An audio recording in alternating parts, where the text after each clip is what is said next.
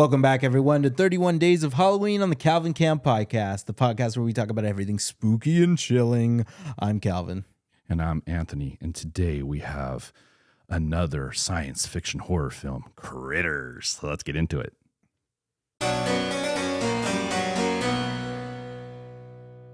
All right, everyone, we're back. It is day 9 now, so that is really cool. We've made it so far. We've got, 22 days left to go. So yeah, hopefully you guys are enjoying the content like we are. We have a lot of fun making these episodes, and it's been quite entertaining. It's been fun. It's been really fun, and you guys, we appreciate you all so much. So Yes. keep it up, and yes, please. we'll keep it up too. So, today's episode, we're talking about Critters. Critters is a 1986 science fiction horror comedy directed by Stephen Herrick in his directorial debut. Oh. It stars Dee Wallace, Emmett Walsh. He's been in a lot of 80s movies and 70s movies. Billy Greenbush and Scott Grimes in his film debut. The film follows a group of small furry aliens with carnivorous behavior escape from two bounty hunters and land on a countryside town and feast on the inhabitants. It's funny that this film actually seemed to be really inspired by Gremlins, even though the director denied it. Entire time. Yeah. But it's very, very close along the lines of a Gremlins type movie for those of you who haven't seen it. Little creatures from outer space basically coming down and wreaking havoc. Yeah, on a small, I believe it's a Kansas town. I believe somewhere in the Midwest. Yeah, the movie starts off and you have these critters, and they basically they've been captured, and they're being quarantined and taken to a prison facility somewhere in space. And they get delivered, and then there was a cell block breach. The critters kill things, they steal a ship, they fly to Earth and start wreaking havoc. Therefore, someplace in interstellar space, they hire these bounty hunters, and they go to try to, intercept the critters and take them out before they cause too much destruction. Yep. So, this movie's really, really, really funny. It on the lines of Killer Clowns. It's just a sci-fi horror comedy. I mean, there's a lot of nods to, like Calvin said, Gremlins, and yeah, this movie's hilarious. This movie also spawned a ton of sequels, right? Yeah, I believe there's 3, and there was a Critters 4 that came out recently. Yeah, we have. The film did really good. It grossed $36 million. That's pretty good. Yeah, and it spawned the franchise. Like I said, there was also sequels: Critters, A New Binge, and Critters Attack. So there's a bunch of little reboots for this film and sequels. And yeah, this film, it's got so many comic just scenes with the critters.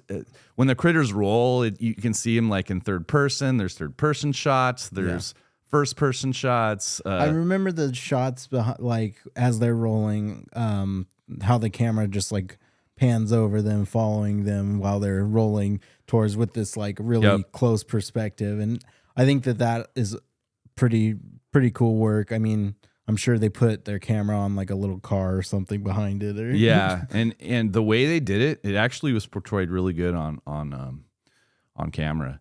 The way they did the rolling and the shots, those sequences were really good. It also had the bounty hunters were cool because they were just random people, and they would basically try to transform or imitate humans because they want to fit in to say that they're from they want to expose themselves as aliens. So they would basically try to assimilate. This is so funny. Yeah, they'd like to assimilate to human beings, and one of them being a rock star. I guess it was a video that you see in the movie. He assimilates to one of the guys, and he's Johnny Steele, I think was the rock star's name in the movie, and he assimilates to Johnny Steele. So it's kind of cool when the kid sees him. He goes, Johnny Steele? And it's just like, it's so hilarious. And the other guy just didn't, he's like, you need to assimilate when they're in space. He's like watching the video, Johnny Steele, and then he's assimilating. And there's like a good scene with the practical effects. Like he's like assimilating, turning, you can see the bones in the head and the skull appearing. And then Johnny Steele's face like, appears on the alien. So the practical effects there were cool. But yeah, the other guy's like, you need to assimilate. And he's like, I haven't found anything, so you got to do it soon. So you get there and he assimilates like so many of the people there and like freaks them out. It's just kind of funny because just talking about it, I'm realizing that the plot of Critters is pretty much the plot of Lilo and Stitch. Definitely. Literally like an experiment gone wrong, escapes from an intergalactic spaceship, crash lands on Earth, space cops and scientists, whatever, have to go in to blend in amongst the humans to go capture these critters before they wreak and destroy everything. That is so funny. That is amazing. Like, I just like when you were saying it, you had an epiphany of it. It literally clicked in my head. I'm like, those son of a bitches at Disney fucking stole the plot for Critters. Yeah.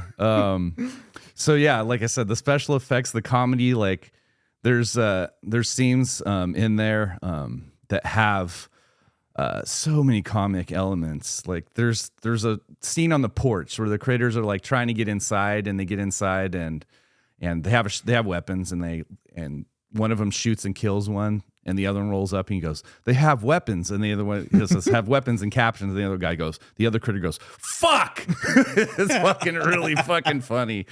So there's that. I mean, this movie is just so funny. This is great. Yeah. It's another, wonderful sci-fi horror to put amongst the like great ones like Killer Clowns, like you were saying before.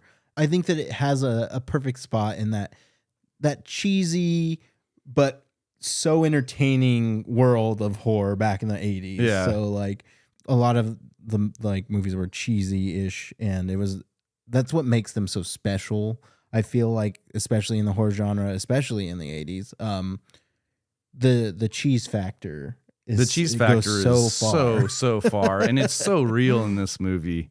Oh, it's so good. They're just the little nods to 80s culture, like Scott, he has an ET plush doll in his room. He blows up an I-wing like with firecrackers and stuff like that.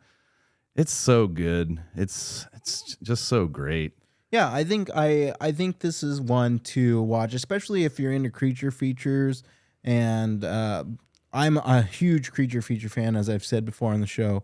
So I don't get enough of them, and this falls in line to add to that list for me. I also recommend this movie just because of how hilarious it is, and again, cheese factor. It's amazing. So yeah, it's great. What would you rate this movie? If I were to rate this movie, I'd probably rate this movie a 3.5. Like I love the movie a lot. I need to watch it more, I think. So as of now, 3.5 or 4 stars. That's where I'm like kind of landing. I'm gonna go with a solid 4 on this one. It's just I'm an 80s child. Yeah, you love it. HBO. I mean, this is where I saw this movie. Just the references to Star Wars with the I-wing, the plush doll for ET, just the camera shots, the practical effects. I mean, I forgot to mention that Billy Zane is in this movie. Nice, yeah, and that's right. He's the boyfriend. That's right, I forgot. Just the tape deck, just all the 80s stuff, the music videos with Johnny Steele, like yeah, Billy Zane reaches up, the practical effects, the critter bites his fingers off. It's just really good. Yeah. So yeah, the story is pretty much cheesy, and it doesn't really hold up. But other than that, but I think that's what's special about these kinds of movies is that it doesn't have to be so extravagant. It's just like it's there. It's simple enough to hook you, and that's all that matters. So. Yep. All right, we have some fun facts about this movie. Okay, we've got a couple here. Corey Burton, who voices the critters, also came up with their language, which describes an interview in French elements and Japanese when they're talking. Okay. Yeah. That makes sense. Okay. Charles Chiodo based the design on the Krites, which Krites were critters, on the Looney Tunes Tasmanian Devil. Nice. So you kind of see it in the poster too. Yeah. Like the poster for this film it shows that. As I stated, Dee Wallace, Helen, starred in E.T. Yeah. If you remember Dee Wallace. She also plays the mother of the boy that comes in contact with the aliens. This one is really cool. The logo on the back of the bowling uniforms is a parody to the iconic Ghostbusters emblem. The colors of the uniform match Egon Spangler's uniform from the real Ghostbusters in the animated series in 1986. Nice. So I thought that was really cool. And that it has basically a bowling pin with it looks like the ghost, and it's like this. It's like, oh, it's pretty cool. Brad's cat is named Chewie.